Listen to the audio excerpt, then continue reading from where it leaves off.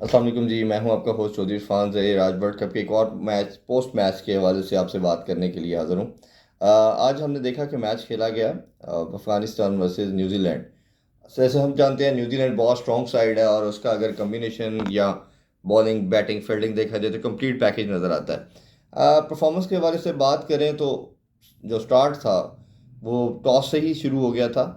अफ़गानिस्तान ने टॉस जीत के पहले फील्डिंग का फैसला किया, जो कि मेरी नज़र में बिल्कुल विदाउट एनी थिंकिंग या आप कोई गेम प्लान के बगैर डिसीजन था। उसकी दो तीन रीज़न थी। क्रिकेट में होता ये है कि जो आपकी स्ट्रेंथ होती है उसको आप बाद में यूटिलाइज करते हो, कभी पहले नहीं करते। और सब जानते हैं हम कि अफ़गानिस्तान की जो स्ट्रेंथ है वो उनकी स्पिन बॉलिंग है। दुनिया का सबसे बेस्ट स्पिनिंग डिपार्टमेंट उनका बोला जाता है। और चेन्नई की विकेट की अगर बात करें तो उसमें बॉल बहुत स्पिन होता है।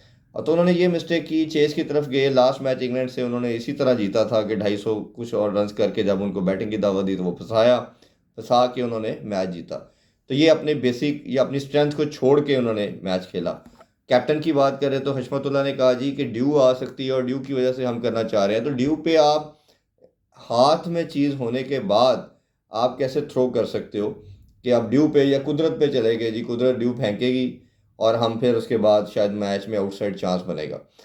दूसरा, जब मैच शुरू हुआ तो हमने देखा कि उन्होंने 4 विकेटें जल्दी ले ली, बट बहुत कैचेस ड्रॉप किए। कम से कम 7-8 कैचेस जो इजी कैचेस थे, जो इंटरनेशनल स्टैंडर्ड पे हम देखते हैं वो होने चाहिए, वो नहीं हुआ। फिर जो कॉम्पैक्ट एक परफॉर्मेंस की बात करते हैं न्यूजीलैंड की, कि सबसे पहली चीज़ कि उनके कैप्टन केन विलियमसन फिंगर पे बॉल लगने की वजह से अवेलेबल नहीं थे, वो आज के मैच नहीं खेले। और 2 मैच ऐसे हो चुके हैं 4 में से जिनमें वो नहीं थे, बट न्यूजीलैंड जीतता चला जा रहा है। और कहीं भी आपको फील नहीं हो रहा कि उनका main player as a captain ये सब अवेलेबल नहीं है तो टीम का कहीं जोल्ट खाएगी या टीम नहीं जीत पाएगी। तो उसके बावजूद भी जीत रहे हैं, ये उनके डगआउट में बहुत बड़ा कॉन्फिडेंस आ रहा होगा इस चीज़ से। इसी तरह फिर जो ग्लीन फिलिप की या मिचेल की बात करें, वो मिचेल आउट हो गए, ग्लीन फिलिप आए। और लेथम का जो रोल है वो बहुत वाइटल है, जो 5वें नंबर पे आके वो स्टेबिलिटी प्रोवाइड करते हैं, इनिंग्स एंकर करते हैं और फिर वो हिटिंग भी करते हैं। तो उन्होंने, हमने देखा कि जब 4 विकेट 110 पे गिर गई तो दोनों ने बहुत शानदार पार्टनरशिप खेली। और उसके साथ उन्होंने 10 ओवर तक बाउंड्री नहीं लगाई और उसके बाद चार्ज किया। और 10 ओवरों में, लास्ट 10 ओवर में उन्होंने, हमने देखा कि कम अज़ कम 100 से ज़्यादा रन्स बना दिए। और जो इनिंग्स को कंप्लीट किया, जो क्लोज किया, वो चैपमैन ने किया। मेरी नज़र में ये दुनिया का एक बहुत बड़ा सुपरस्टार होने जा रहा है। जिस तरह हमारे अगेंस्ट इसने डेब्यू किया था, जो होम सीरीज़ हमारे खिलाफ खेली थी, बहुत शानदार परफॉर्मेंस की थी। एक ऐसा लड़का जिसके पास तमाम शॉट है और बड़ी शॉट्स हैं, और स्पिनर को भी उतनी अच्छी हिटिंग करता है जितनी फास्ट बॉलर को करता है। तो मेरी नज़र में इससे बड़ा कोई प्लेयर फ्यूचर में मुझे नज़र नहीं आ रहा। जितने भी अभी हमारे पास मिडिल ऑर्डर में या फिनिशर के रोल में लड़के हैं, तो सबसे मैं ऊपर रेट करता हूँ इसको। फिर इसी तरह जब टोटल 286 288 हो चुका था तो ओबियसली उसको चेस करना अफगानिस्तान के लिए आसान नहीं था। बैटिंग के अंदर इनका पूरा रिलाय गुरबाज के ऊपर है। गुरबाज रन्स करता है तो ये टीम कुछ करती है, नहीं करती तो ये रह जाते हैं। वैसे जिस तरह मैंने शुरू में कहा कि इनके पास बड़ा इजी ये था कि टॉस जीतते, पहले बैटिंग करते, अपनी बैटिंग को अपॉर्चुनिटी देते, गुरबाज रन्स करते। इकराम ने लास्ट मैच में मिडिल ऑर्डर में भी रन्स किए थे, वो कॉन्फिडेंस को कैरी करते। और उनका मुजीब और जिस तरह हमने देखा राशिद और नबी आके उसको फिर रोकते। तो ये एक ब्लंडर मारा इनके कैप्टन ने। फिर चेस की दफ़ा कोई प्लान नज़र नहीं आया। जब गुरबाज आउट हो गए तो आने वाले सब किसी हरी में थे। और जो आपका बोर्ड के ऊपर प्रेशर होता है रन्स का, वो आपको अफेक्ट करता है और हमें चेज में नज़र आया। तो पूरी बैटिंग लाइन कोलैप्स होगी, किसी ने कोई खास इनिंग्स नहीं खेली, 30s 20s चलते रहे टॉप ऑर्डर से।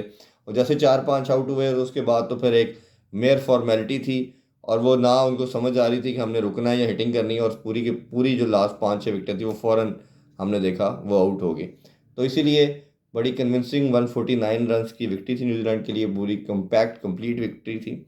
और जितने बॉक्सेस थे मैच के सब टिक किए, सिवाय ये कि शुरू में थोड़ा स्टटर हुआ इनका वो एक था, बट उसके बाद इन्होंने बहुत अच्छा उसको कवर अप किया। तो बड़ी टीम की यही चीज़ है कि जब वो फंसती है, कोलैप्स होती है, तो दोबारा खड़ी हो जाती है, कम बैक करती है। तो ये एक अच्छा पॉजिटिव साइन था।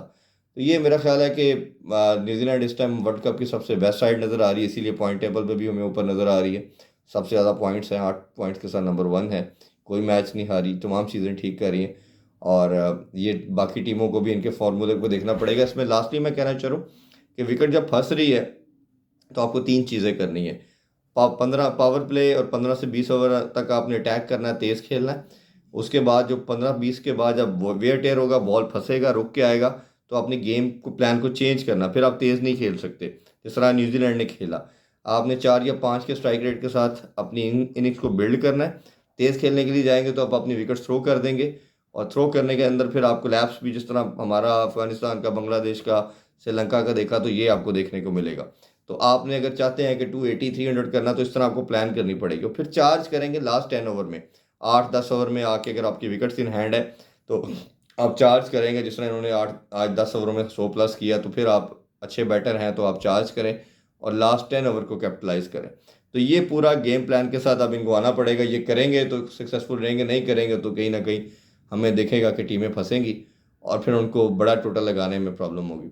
इंशाल्लाह कल एक और मैच के साथ आपकी खिदमत में हाजिर होते हैं। अपना ख्याल रखिए। अल्लाह हाफिज़। पाकिस्तान जिंदाबाद।